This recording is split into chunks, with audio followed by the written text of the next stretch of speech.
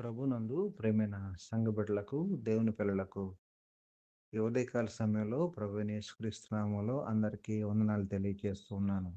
అనుదిన వాక్యాహారం ద్వారా ఈరోజు దేవుడు మనకిస్తున్న వాక్య వాగ్దానం, నా గొప్పతనమును వృద్ధి చేయము, నా తట్టు మరలి నాకు నెమ్మది కలుగు చేయము అని 71వ కీర్తన 21వ వచనంలో మనం చూస్తూ ఉన్నాం. దేవునికి మహిమ కలుగును గాక. ప్రియమైన దేవుని పిల్లలారా, ఈ మాటను మనం గమనించినట్లయితే భక్తుడు మాట్లాడుతున్నాడు. దేవా, నా గొప్పతనాన్ని వృద్ధి చేయమంటున్నాడు. అలాగే నా వైపు తిరిగి నాకు నెమ్మది కలుగు చేయమంటున్నాడు.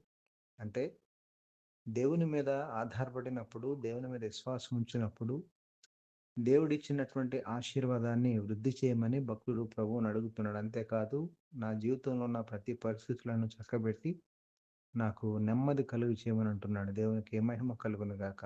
కనుక ప్రియమైన దేవుని పిల్లారా, ఈ ఉదయకాల సమయంలో మన జీవితాల్లో కూడా ప్రభు ఇస్తున్నటువంటి గొప్పతనాన్ని వృద్ధి చేసుకున్నట్లుగా, అలాగే మనకు కావాల్సినటువంటి నెమ్మదిని ప్రభు దగ్గర నుండి పొందుకున్నట్లుగా అటు వాక్య వాగ్దానం మన జీవితాల్లో నెరవేరినట్లు దేవుని మీద ఆనుకుందాం.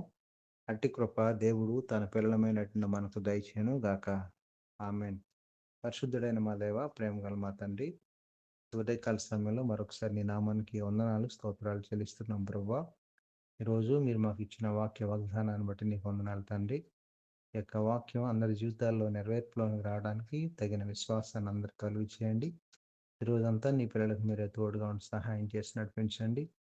ఈరోజు పుట్టినరోజు, పెళ్ళిళ్ళు జరుపుకుంటున్న బిడ్డలు ఎవరైతే ఉన్నారో వారందరినీ పేరు పేరున దీవించి ఆశీర్వదించమని యేసు పరిశుద్ధ నామమున అడిగి వేడుకొనుచున్నాం తండ్రి. ఆమేన్.